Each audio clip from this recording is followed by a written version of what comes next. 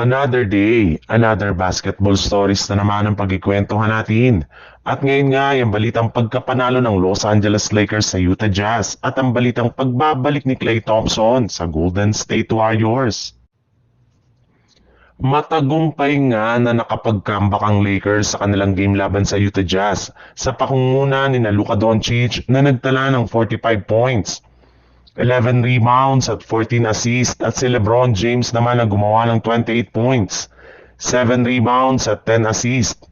Tumulong rin naman nga dito ang iba nilang mga role players na sina Rui Hachimura na kumuha ng 13 points, Jake LaRavia na gumawa naman ng 12 points, Marcus Smart na kumuha ng 17 points at si Jackson Hayes na nagtala ng 16 points.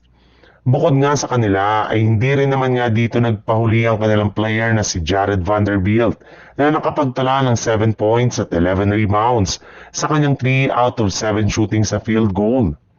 Nakakuha rin naman nga siya dito ng 5 offensive foul at plus 15 sa efficiency ratings. At dahil nga sa ipinakitang performance nito, ay 0-2 na nga ang Lakers simula nang makabalik siya sa kanilang line-up. Maliban rin dyan, ay angat na rin naman nga sa 19 wins at 7 losses ang kanilang record bilang ika-top 3 sa standing ng Western Conference. Sa ibang balita naman, ikinumpirma na nga ng isang NBA insider na bagamat man nga gumaganda na ang performance ni Klay Thompson sa Dallas Mavericks, ay plano pa rin nga na i-trade ngayong season dahil gagamitin nga niya bilang trade asset para makakuha ng bago at batang player na maipangtatandem nila kay Copper Flag.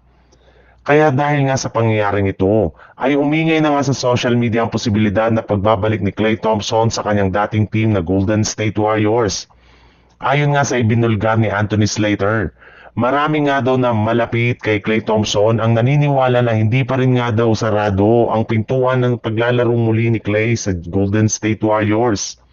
Pero para mangyari ito ay kailangan munang mag-request si Stephen Curry sa front office ng Warriors upang sa ganon ay mapuwersa sila na kunin muli si Klay. Inamin na rin naman nga ni Curry na hanggang ngayon nga ay namimiss pa rin ito ang kanyang dating teammate lalo pat napakadami nga silang pinagdaanan ng mga nagdaang taon sa NBA. Kaya napakaganda kung magsasama silang muli sa lineup ng Golden State Warriors.